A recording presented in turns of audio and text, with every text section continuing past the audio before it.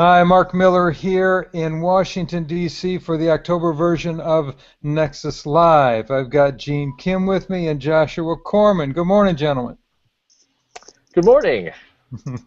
How are you guys doing? Gene, I'm interested in hearing about the DevOps Enterprise Summit that's coming up at the end of the month. Yeah, in fact, one of the common areas of passion that Josh and I had, one of the many of them, is the increasing adoption of DevOps in organizations. And so, I think primarily DevOps has been mostly a phenomenon on the unicorns. The unicorns being Google, Amazon, Netflix, Etsy, the ones that are different, and that's certainly where the DevOps practices and principles have been pioneered. But what I care about these days is not the unicorns. I think they're doing fine. It's how are large, complex organizations adopting DevOps. And so, at the DevOps Enterprise Conference, we have 50 of the top leaders who are driving DevOps in some of the largest companies in almost every industry vertical, describing how they're adopting DevOps patterns and the difference they're making to their organizations. It's a different way to look at it because most of the time when you're talking about DevOps, people are talking about the geeks that are down in the trenches. You're approaching it from a different level.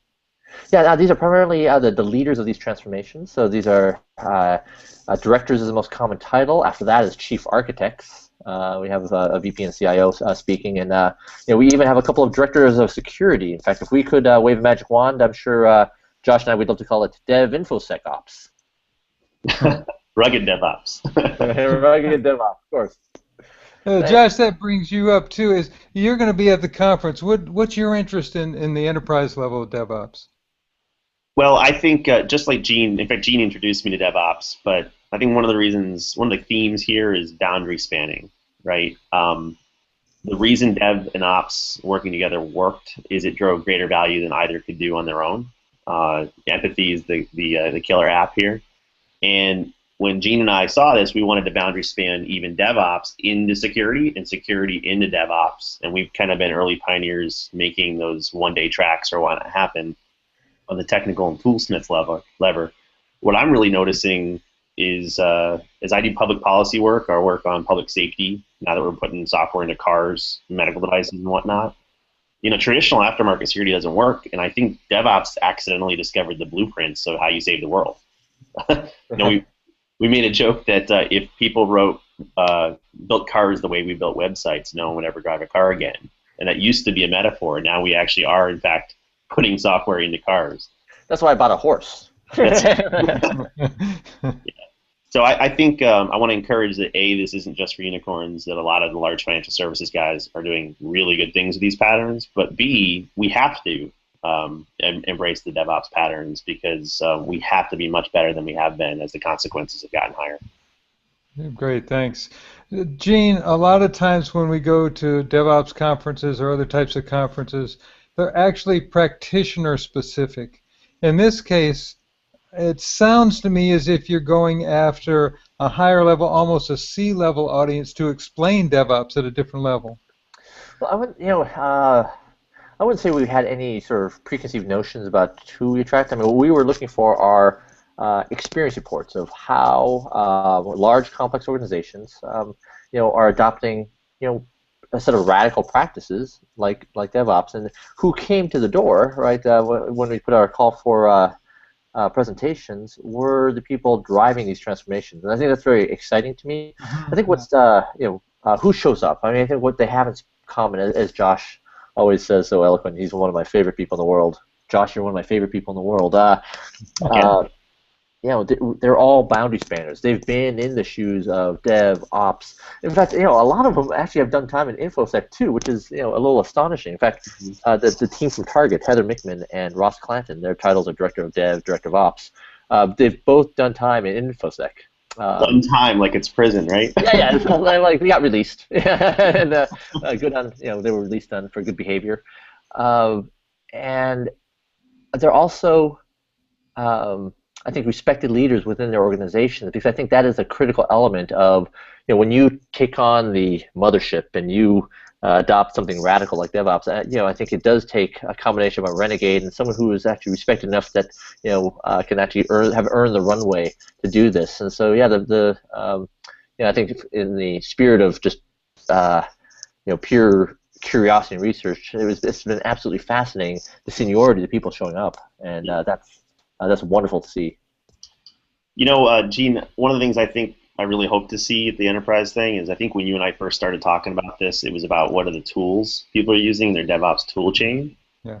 or maybe what's the culture. But now we're almost seeing like there's an executive discussion for DevOps. There's a tools and technology discussion, and there's a cultural and values discussion. And that stratification, I think, is one of the reasons it's working in the large financial services or high-tech companies now.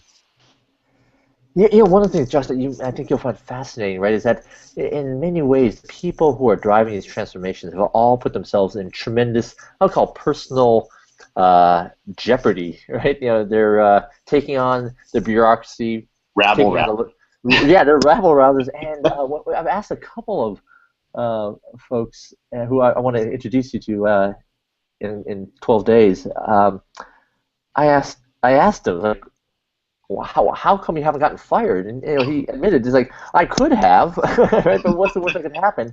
They could fire me.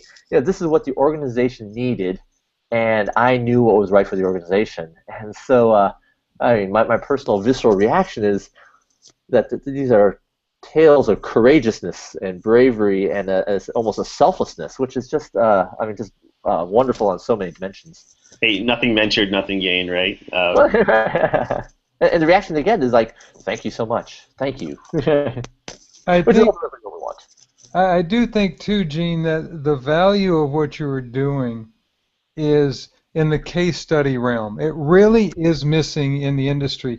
The real hardcore case studies to say this worked, and why. Mm-hmm.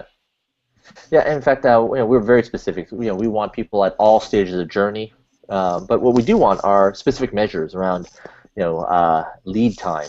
How quickly can you go from code committed through the test cycle, through deployment, running in operations. We want to know about deployment frequency, and because we know what a horse looks like, they deploy once a year. We know what a unicorn looks like, they're deploying tens of thousands of times per day. And so it's just been amazing to see. Oh, Josh, we're going to see amazing stories about ground control stations for satellite systems, for weapons control systems, for financial services, for the e-commerce properties. It is just breathtaking. I'm so excited. Josh, one of the things that interests me here is if you've studied Joseph Campbell, you know the hero's journey. And basically what we're talking about here is a group of people that have made the journey and they've come back. And things haven't changed yet, but they have that vision of what it could be. Yeah, I think the reason that you see such enthusiasm from Gene and from other DevOps people, it's not that they drank the Kool-Aid, it's that they have seen the fruits that come from this. And it's almost impossible to accept anything less once you've seen it done right. It's the upward spiral. So as much as a downer as information security can be, or as hard as IT can be, this is kind of the feeling and the high that you get when you see things in alignment. And it's not the downward spiral, it's the upward spiral. That's why Gene's Phoenix Project book was so cathartic for so many people, because we know it can be better, and we've tasted better. And if you want to eat that good food more and more and more, surrounding yourself with actual patterns that have actually worked, it's intoxicating. Josh, I would love your reaction to this. This has come up now in the last 2 weeks. So the people who are driving these transformations, despite having a shared experience with, say, operations for 20 years, they're now viewed as renegade assholes. The people who are out there to basically subvert operations. I was like, despite the fact that they've fought the same battles, they've been in the same outages, and it just amazes me that they're now being castigated. Is that the right word? Tell me what that means to you, my friend. Well, I don't know. I'm open to all the new experiences at your conference. I'm excited because, it's one of the highlights when I get to A, work with you, but B, talk to other people that are doing the experiments. And that's part of it, right? The two things you should take away from this, if you think DevOps is a buzzword, is number one, just looking at how enthusiastic and positive people are is really catchy. I think one is the boundary spanning, right? Boundary spanning is a critical element, and two is it's really this notion of be willing to experiment. right? Fail small, fail fast, iterate, try things. And part of the reason there's been such tremendous success is because people are willing to try and willing to experiment, and it paid off in a lot of cases. Oh, it's going to be a fun couple of days. And by the way, I can't wait to introduce this community to you. So, wait, is that right? No, I can't wait to introduce you to this community of practice. That'd be great. Gene, give us the lowdown on the dates, the location, the time, everything. Yeah, it's October 21st to 23rd. It's at the San Francisco Airport Marriott, which incidentally is the birthplace of the Velocity Conference, which to me has a huge amount of significance. And it is, at the time, at October 9th, there's like less than 20 tickets left. So wow, we're going to sell out probably this week. So. Well, that's awesome. Thank you both. I know you're on a tight timeline here. Thank you both for all you do for the community, but this is a new approach you're taking here, Gene. I'm excited to watch and see what happens. Oh, and thank you so much for being here. And I just put the link to the conference and the details in the chat window. That's great. Josh, as always, good to see you. Thanks for coming. Thank you. All right. We'll talk to you guys soon. We've been talking to Gene Kim and Josh Corman about the upcoming DevOps Enterprise Summit in San Francisco at the end of the month. Thank you a lot, guys. Thank you so much. And is this camera on? Yeah, your camera's on. I'm about to run in and show the a quick overview of the new Nexus community, so you're welcome to hang out, but if you gotta go, you gotta go. Okay, thank you so much, Mark. Always a pleasure. All right, take care. That was an interesting discussion, right? The idea that we now are going to have enterprise-level case studies and discussions around DevOps. It's a relatively new concept that large organizations are going to be functioning through that DevOps vision. So we'll follow that one closely. The second half of the broadcast here, what we're going to do is a quick overview of what's available on the Nexus community site. This is a site that we just launched within the last week. And hopefully, after taking a quick look at it, you'll want to become a member. So let me do a quick screen share here. There we go. So this is the site of the Nexus Community Project. You can find it at sonatype.org/Nexus. What happens here is we're providing as much resource and as much information as we can for the DevOps community, the security community, around the tools of Nexus and CLM, and also the industry tools that are able to integrate with Nexus. We try to add content on a daily basis so that what we can do is each day come up with new articles, with new information about Nexus and how to use it. In this case, we have about, right now, 15 new authors that are writing for the site, authors that are running the Nexus OSS, Nexus Pro CLM, and CLM. The interesting part for me is when you get to the members only area. If you go to the members only area, there's a whole list of content that are available for members, including free training. I think more than anything else, what we want to do is be able to get this into your hands so that you can deal with the tools, use the tools in ways that you haven't thought about before. The first set of training is with Manfred Moses, and that is with the staging suite. You can actually go in, there's 15 modules right now. Over the next 2 weeks, I'm adding a module per day. We've got 10 more modules to put in there for a 25 module series. After that, Manfred's going to be working on another series that shows how different tools integrate with Nexus so we can actually take a look at the entire tool chain. What else is under here? There's all kinds of video galleries. There are 4 video galleries set up so everything's in one place. The highlight too is the 2-minute challenge. If you haven't seen these yet, it's a really, really succinct way to look at the things that you can do with Nexus.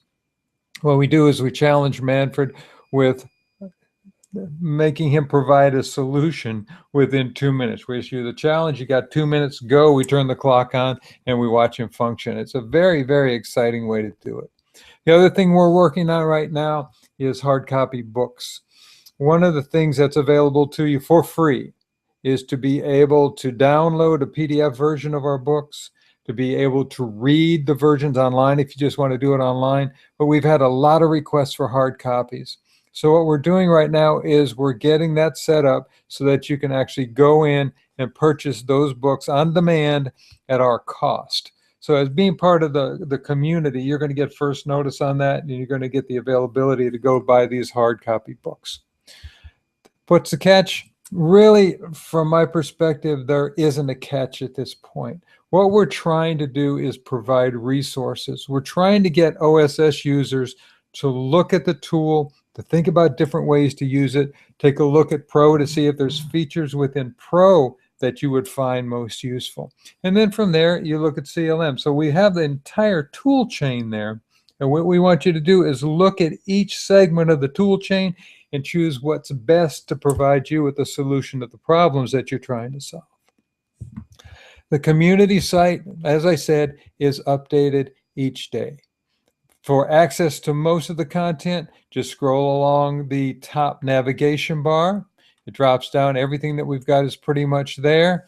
Another thing that we have is the industry news. That is actually a blog aggregator so that we can point to industry blogs and pull the news into one location so that you've got quick access to everything that we're dealing with in a very, very simplified interface. Another thing up here, look in the top right-hand corner. You can see that we've got status updates for Maven Central. We've got the OSS sonotop.org status, and also security advisories. Direct links to all those in the interface as soon as you come in. I hope that you'll join us. The idea is that we want you to join the community. We want you to use the resources that we're providing. Let us know what other resources that you need. In addition, we'd like you to provide content for different ways that you're using Nexus or other development tools. We had an interesting article this week that we just published here by Marco.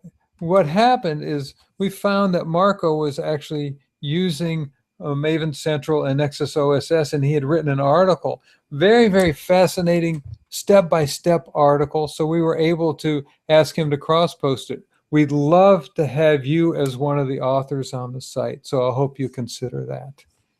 Let me get back to my regular interface here. There we go. So that's a short overview of the site. I hope you go and look at it. Love to have you as a member. We've got over 700 members right now on the site, and we launched last week. So we know it's going to be a robust community. Love to have you on board. Thank you for joining us today. Thank you to Gene and Josh specifically for talking about the DevOps conference. And we hope to see you next month for Nexus Live in November.